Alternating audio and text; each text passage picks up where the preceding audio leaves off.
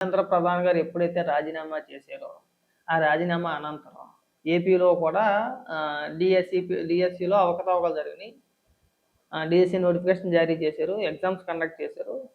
ఆ exams conduct చేసినప్పుడు paper leakage జరిగింది, పేపర్ లీక్ చేశారు. లేదంటే ఆ ఉద్యోగాల భర్తీ ఎప్పుడైతే చేశారో అందులో కూడా అవకతవకలు జరిగినాయి అని చెప్పేసి రకరకాల ఆరోపణలు చేస్తున్నారు. ఎప్పుడు చేస్తున్నారండి? కేంద్ర విద్యాశాఖ మంత్రి ధర్మేంద్ర ప్రధాన్ రాజీనామా చేసిన తర్వాత. మరి అప్పటి వరకు ఏం చేశారు? ఇప్పటి వరకు ఎందుకు మాట్లాడలేదు మీరు? ఎందుకు స్పందించలేదు? ఎందుకు పోరాటాలు చేయలేదు? ఏమైపోయింది జంజీ గింజి గంజి అని చెప్పేసి మాట్లాడుతున్నారు కదా, అప్పటి వరకు ఏం చేశారు? సరే, ఈ విషయం పక్కన పడదాం, కాసేపు తర్వాత మాట్లాడదాం. ఇప్పుడు ఢిల్లీలో అంత పెద్ద ఇష్యూ నడుతుంది కదా, కేంద్ర విద్యాశాఖ మంత్రి రాజీనామా చెయ్యాలని చెప్పేసి చాలా మంది మాట్లాడారు. మరి మీరు ఎందుకు మాట్లాడలేదండి? మీరేమి బీజేపీతో పొత్తులో లేరు. మీకు బీజేపీకి మీకు పొత్తు ఏమి లేదు, అలయన్స్ కాదు. మరి మీరు ఎందుకు మాట్లాడలేదు? మీరు ఎందుకు డిమాండ్ చేయలేదు? దానికి సమాధానాలు ఉండవు. ఇప్పుడు కేంద్ర విద్యాశాఖ మంత్రి ఎందుకు రాజీనామా చేశారు? అవకతవకలు జరిగినాయి, పేపర్ లీక్ అయిందని చెప్పేసి స్పష్టమైన ఆధారాలు ఉన్నాయి. ఆ ఎగ్జామ్ని రద్దు చేశారు, మళ్ళీ ఎగ్జామ్స్ పెట్టారు, మళ్ళీ కండక్ట్ చేశారు, అన్నీ జరిగినాయి. కానీ ఇక్కడ అలాంటిది లేదు. ఒకవేళ పేపర్ లీక్ అయింది అనడానికి ఎలాంటి ఆధారాలు లేవు. ఉన్నాయా? అసలు ఏ విధంగా లీక్ అవుతుందండి? ఆన్లైన్లో ఎగ్జామ్ జరిగితే పేపర్ లీక్ అని చెప్పేసి ఎలా మాట్లాడతారు? ఇప్పుడు ఎగ్జామ్స్ జరిగింది సిబిటి విధానంలో, ఇంకా అందులో పేపర్ లీక్ అయిపోయిందని చెప్పేసి నువ్వు ఎలా మాట్లాడతావు? కొన్ని నిమిషాల ముందు మాత్రమే పేపర్ ఎగ్జామ్ సెంటర్కి వెళ్ళుద్ది, అది కూడా ఆన్లైన్లో డౌన్లోడ్ చేస్తారు. మరి దానికి దీనికి ఏం సమాధానం చెప్తావు నువ్వు? దానికి సమాధానం చెప్పాలి కదా. దానికి సమాధానం చెప్పరు, పక్కన పెట్టేసేయండి. తర్వాత స్పోర్ట్స్ కోట అన్నారు, ఇంకొకటి అన్నారు. ఇన్ని మాట్లాడుకుంటూ వచ్చే మీరు కేంద్ర విద్యాశాఖ మంత్రి ధర్మేంద్ర ప్రధాన్ రాజీనామా చేసేంత వరకు ఏం పీకేరు అని అడుగుతున్నాం. దానికి సమాధానం చెప్పండి. ఇవాళ డిఎస్సి గురించి పెద్ద పెద్ద ఉపన్యాసాలు చెప్తున్నారు కదా, అవి బాబు అంతకాదు ఎంతండి, ఏకంగా లక్షలాది మంది యువత ఎన్నో ఆశలు పెట్టేసుకున్నారు ఈ డిఎస్సి పైన. ఈ టీచర్ ఈ ఉపాధ్యాయుల పోస్టుల గురించి, ఉద్యోగుల గురించి, ప్రభుత్వ ఉద్యోగం గురించి అని మాట్లాడుతున్నారు కదా. మరి మీరు 5 సంవత్సరాలు పరిపాలించి ఎందుకు చేయలేకపోయారు? ఎందుకు డిఎస్సి నోటిఫికేషన్ జారీ చేయలేదు? ఎందుకు ఎగ్జామ్స్ కండక్ట్ చేయలేకపోయారు? ఎందుకు ఒక్క టీచర్ పోస్టు కూడా భర్తీ చేయలేకపోయారు? ఫస్ట్ దానికి సమాధానం చెప్పండి. నాగార్జున యాదవ్ డిబేట్లలో కూర్చొని అడ్డగోలుగా వాగడం కాదు, మనం ఏదైనా మాట్లాడితే ఆధారాలతో మాట్లాడాలి. మీ దగ్గర ఉన్న ఆధారాలు ఏంటి? దానికి సమాధానం చెప్పండి. దానికి సమాధానం చెప్పండి. వీళ్ళ ప్రేమ ఈ ఎవరైతే నిరుద్యోగ యువత ఉన్నారో వాళ్ళపైనే కాదు. వీళ్ళ ఏడుపు ఎక్కడి నుంచి స్టార్ట్ అయిందంటే 2019 నుంచి 2024 వరకు జగన్మోహన్ రెడ్డి ముఖ్యమంత్రిగా ఉండగా కనీసం ఒక్క డిఎస్సి కూడా నోటిఫికేషన్ కూడా జారీ చేయలేదు. అది నిరుద్యోగ యువతలో బలంగా ప్రజల్లోకి వెళ్ళింది.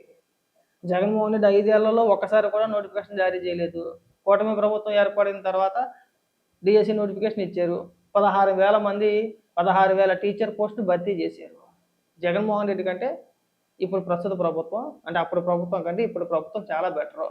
మనకి కొద్దిగా వీళ్ళకి నిరుద్యోగ యువతకి కొన్ని హోప్స్ వచ్చినాయి.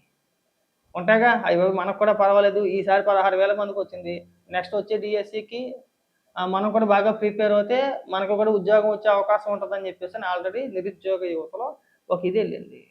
ఇప్పుడు దాన్ని డైవర్ట్ చేయాలి.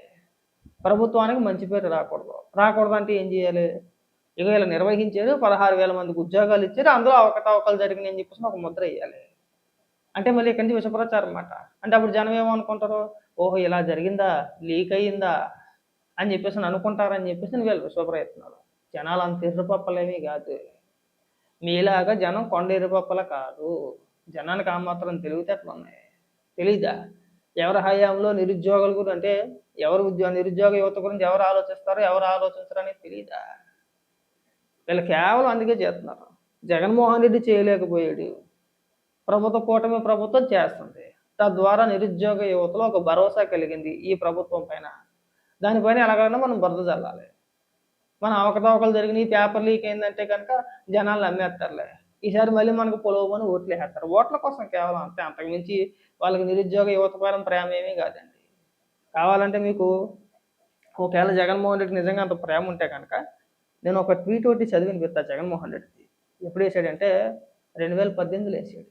నిరుద్యోగ యువత గురించే చదివినిపిస్తాను చూడండి. ఏమని దాదాపు రాష్ట్రంలో 22,000 ఈ టీచర్ పోస్టులు ఖాళీగా ఉన్నాయి. అప్పుడు ప్రభుత్వాన్ని ఉద్దేశించి మాట్లాడుతూ మీరు 7,000 పోస్టులకే నోటిఫికేషన్ జారీ చేశారు. మరి మిగిలిన యువత అంతా కూడా ఏమైపోవాలి? ఈ డిఎస్సి కోసం ప్రిపేర్ అవ్వడానికి కోర్సుల రూపంలో వీళ్ళు ప్రాక్టీస్ చేయడానికి కోర్సుల రూపంలో ఆస్తులు అమ్మేసుకుంటున్నారు. లక్షల రూపాయలు ఖర్చు పెట్టి చదివేసుకుంటున్నారు. మరి వాళ్ళ పరిస్థితి ఏంటి? దేవుడి దయ వీళ్ళందరి ఆశీస్సులతో మా ప్రభుత్వం వస్తే కనుక ప్రతి ఏడాది, అందులో మరీ ముఖ్యంగా మెన్షన్ చేస్తూ మొదటి ఏడాదే డిఎస్సి నోటిఫికేషన్ మేము జారీ చేస్తామని మాట్లాడారు. దానికి సమాధానం ఏదండి? మరి దానికి మీరు ఎందుకు సమాధానం చెప్పరు?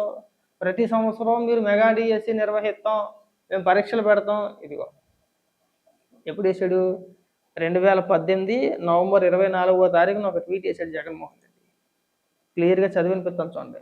డిఎస్సి అభ్యర్థులకు చంద్రబాబు గారు నరకం చూపిస్తున్నారు. 22,000కు పైగా టీచర్ పోస్టులు ఖాళీలు ఉంటే వాయిదాల మీద వాయిదాలు వేసి 7,000 పోస్టులకు సరిపెట్టారు. పోస్టుల కుదింపు పేరుతో సిలబస్ మార్పులతో పరీక్షా సమయంపై గందరగోళం సృష్టిస్తూ మానసికంగా ఇబ్బందులు పెడుతున్నారు. టీచర్గా ఎంపిక కావాలంటే కోచింగ్ల పేరుతో ఆస్తులు అమ్ముకోవాల్సిన పరిస్థితి తీసుకొచ్చారు. దేవుడి దయ, ప్రజల ఆశీస్సులతో మన ప్రభుత్వం రాగానే మొదటి ఏడాదే డిఎస్సి నిర్వహిస్తాం. ఇది నవంబర్ 24, 2018లో జగన్మోహన్ రెడ్డి గారు తన ట్విట్టర్ ఖాతాలో, ఇప్పుడు ఎక్స్ తన ట్విట్టర్ ఖాతాలో పెట్టిన పోస్టు ఇప్పటికీ అలాగే ఉంది. మరి మీరు దానికి సమాధానం ఏం చెప్తారండి? ఆ తర్వాత ఎన్నికల ప్రచారంలో చాలా సందర్భాల్లో మైకులు పట్టుకొని నిరుద్యోగ యువతను ఉద్దేశిస్తూ మాట్లాడుతూ మీకేమీ కాదు, నేనున్నా, నిరుద్యోగ యువత అందరికీ నేను హామీ ఇస్తున్నా, మన ప్రభుత్వం అధికారంలోకి వచ్చిన తర్వాత ప్రతి ఏడాది జనవరి నెలలో నేను మెగా డిఎస్సి నిర్వహిస్తా అన్నాడు. ఏమైపోయింది? ఎందుకు నిర్వహించలేదు? 5 సంవత్సరాల పాటు మీరు ఎందుకు నిరుద్యోగ యువతను పట్టించుకోలేదు? వీళ్ళు ఏమనుకున్నారంటే అధికారంలోకి వచ్చిన తర్వాత ఏముందిలే, నిరుద్యోగ యువతది ఏముందిలే, మనం సంక్షేమ పథకాల పేరుతో అందరికీ కూడా సంవత్సరానికి 10,000 వేస్తున్నాం కదా, వాళ్ళ కుటుంబంలో వీళ్ళు కూడా ఉంటారు కదా, మనకి పెద్ద ఎఫెక్ట్ పడతలే, ఖచ్చితంగా మన అందరికి ఓట్లు పడిపోతాయి, మన ఓట్లు మనకు వచ్చేస్తాయి. ఇంకా నిరుద్యోగ యువత, ఉపాధి, పరిశ్రమలు, పెట్టుబడులు ఇవన్నీ పక్కన పెట్టేసి కేవలం సంక్షేమ పథకాలపైనే ఫోకస్ పెట్టారు. అది దెబ్బ కొట్టింది. 151 స్థానాల నుంచి 11 స్థానాలకు పడిపోయారు. పడిపోయిన తర్వాత వీళ్ళకి మెలకు వచ్చింది. ఇంకా మెలకు వచ్చిందని చెప్పి నేను అనుకోను ఇంకా. ఎందుకంటే వీళ్ళు చిల్లర రాజకీయాలు చూడండి. 5 ఏళ్ళు వాళ్ళందరినీ గాలికి వదిలేసి ఇవాళ సడన్గా మెగా డిఎస్సిపో అవకతవకలు జరిగినాయండి, నిరుద్యోగ యువత అండి, వాళ్ళకి ఉపాధి కల్పించానని చెప్పేసి మాట్లాడుతుంటే నవ్వాలా వద్దా? మరి వీళ్ళకి నిజంగా ప్రేమ ఉన్నట్ట, ప్రేమ లేనట్ట? ప్రేమ కాదు, వీళ్ళకి ఏంటంటే భయం పట్టుకుంటుంది. ఆల్రెడీ నారా లోకేష్ గారు మొన్న చెప్పారు, వచ్చే ఏడాది కూడా డిఎస్సి నిర్వహిస్తామని చెప్పేసి. మళ్ళీ ఖచ్చితంగా ఇంకొక 16,000 మందికో లేదంటే ఒక 10,000 మందికో ఉపాధి దొరుకుతుంది, ఉద్యోగం వచ్చింది ఖచ్చితంగా. అప్పుడు ఇంకా వ్యతిరేకత పెరుగుద్ది. అవన్నీ ఆలోచించుకుని వీళ్ళు ముందు నుంచి విష ప్రచారం మొదలు పెడతారు అన్నమాట. కాబట్టి ఏంటంటే మీరు ఎన్ని ప్రయత్నాలు చేసినా జనం అంత పిచ్చోళ్ళు కాదు. జనానికి ఒక క్లారిటీ ఉంది. ఇవాళ ఫోన్లు వచ్చినాయండి, టెక్నాలజీ మారింది, అలా కొట్టంగానే అలా వస్తున్నాయి. మీరు ఇంకా అక్కడెక్కడో ఉండి ఇష్టానుసారంగా మాట్లాడితే ఎలాగండి? కనీసం మీరు అర్థం చేసుకోవాలి కదా. ఒకవేళ నిజంగా అన్ని ఆధారాలు ఉంటే ఇన్ని రోజులు ఊరుకుంటారా? నారా లోకేష్ గారిని రాజీనామా చేయమని చెప్పేసి ఇవాళ మాట్లాడుతున్నారు కదా. మీ దగ్గర నిజంగా అన్ని ఆధారాలు ఉంటే ఇన్ని రోజులు ఎందుకు ఊరుకున్నారండి? ఎందుకు పోరాటం చేయలేదండి? ఈ 28వ తారీఖున రాష్ట్ర వ్యాప్తంగా నిరుద్యోగులందరితోనూ అంటే వాళ్ళు చెప్తున్నారు అలాగని, వైసీపీ నాయకులందరూ పెద్ద ఎత్తున నిరసన కార్యక్రమాలు తెలియజేస్తామండి, ఉద్యమాలు చేస్తామంటే ఖచ్చితంగా నారా లోకేష్ గారు రాజీనామా చేయాల్సిందే అని చెప్పి మాట్లాడుతున్నారు. ట్రై చేసి చూడండి, ఎవరు కాదన్నాడు? మీ దగ్గర ఆధారాలు ఏమైనా ఉంటే ఖచ్చితంగా పోరాటం చేయొచ్చు. అలాగే మా ఒక రిక్వెస్ట్ ఏంటంటే అన్ని ఆధారాలు పెట్టుకొని మీరు ఇంట్లో కూర్చొని మాట్లాడటమో లేదంటే ఇంకోటే కాదండి. అసెంబ్లీకి వెళ్ళి అసెంబ్లీలో మీరు మాట్లాడితే రాష్ట్ర ప్రజలందరూ కూడా చూస్తారు, ఓహో నిజంగా జగన్మోహన్ రెడ్డి గారు అసెంబ్లీకి వెళ్ళాడరా, ఇవి ఎన్ని ఆధారాలు ఉన్నాయంటే వాళ్ళ దగ్గర, డిఎస్సి పైన పోరాటం చేస్తున్నారు, ఒక నిజంగా అవకతవకలు జరిగినాయేమో అని చెప్పేసి అని అనుకుంటాం. మీకు దమ్ముంటే అసెంబ్లీకి వెళ్ళండి, అసెంబ్లీలో మాట్లాడండి, అసెంబ్లీలో మంత్రి గారిని అడగండి, అయ్యా మంత్రి గారు మీరు డిఎస్సి నిర్వహించారు కదా, ఇగో దీంట్లో ఇలాంటి అవకతవకలు జరిగినాయి, దీనికి ఏం సమాధానం చెప్తారని అడగండి. చెప్తారుగా? చెప్పరా? బ్రహ్మాండంగా చెప్తారు.